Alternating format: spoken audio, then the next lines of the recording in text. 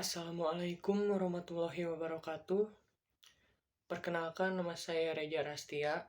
NPM saya 10121614. Di sini saya akan menjelaskan tentang materi yang saya pelajari dari pertemuan kedua dan ketiga, yaitu tentang manajemen perubahan. Nah, perubahan itu sendiri dipengaruhi oleh dua faktor, yaitu eksternal dan internal. Nah, faktor eksternal dibagi menjadi dua, yaitu makro dan mikro.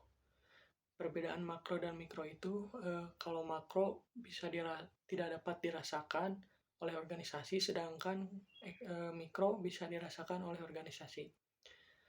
Makro sendiri itu dibagi menjadi 5. Yang pertama, karakter yang dipengaruhi oleh usia atau jenis kelamin.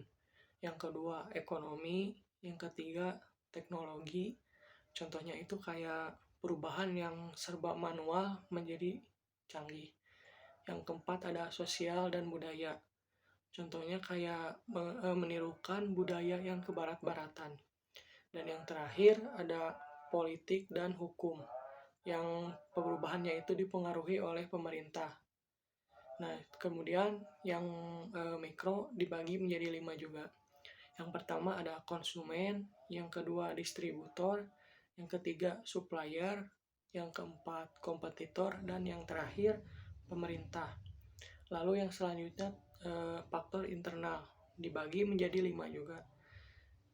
Yang pertama ada sumber daya manusia, yang kedua struktur organisasi, yang ketiga strategi organisasi, yang keempat budaya organisasi, dan yang terakhir ada kinerja organisasi.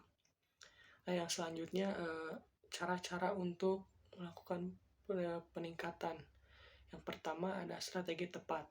Saya mengambil contoh dari penjualan makaroni. Nah, perubahannya itu bisa dengan cara menambah inovasi baru, inovasi rasa baru, agar konsumen tidak bosan dengan rasa yang biasa disajikan. Yang kedua ada perencanaan yang tangguh dan mudah dilakukan. Bisa dilakukan cara dengan melakukan riset terlebih dahulu tentang apa yang lebih disukai oleh lingkungannya, entah itu dari rasa atau apapun.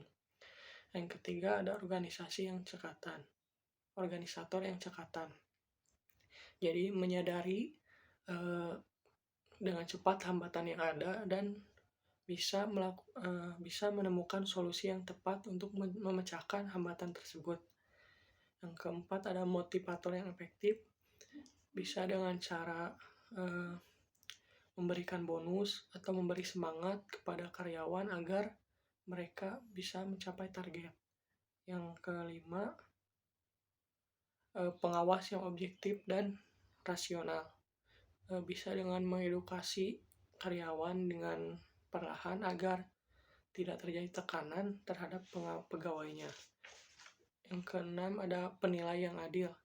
Jadi menilai pegawai itu sesuai dengan kinerja, tetapi tidak menyinggung perasaannya. Yang ketujuh ada dukungan bawahan. Dengan meyakinkan bahwa perubahan yang dilakukan itu akan banyak berdampak positif. Dan bisa juga memotivasi bahwa perubahan itu baik untuk dilakukan. Jadi antara pegawai dan owner itu harus sama-sama mempunyai tujuan. Yang kedelapan ada komunikasi yang jelas. Melakukan komunikasi yang jelas dalam melakukan arahan tentang perubahan yang akan dilakukan, agar tidak terjadi miskomunikasi.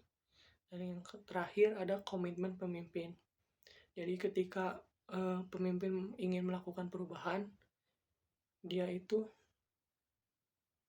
dilakukan secara konsisten dan tidak berubah-ubah lagi.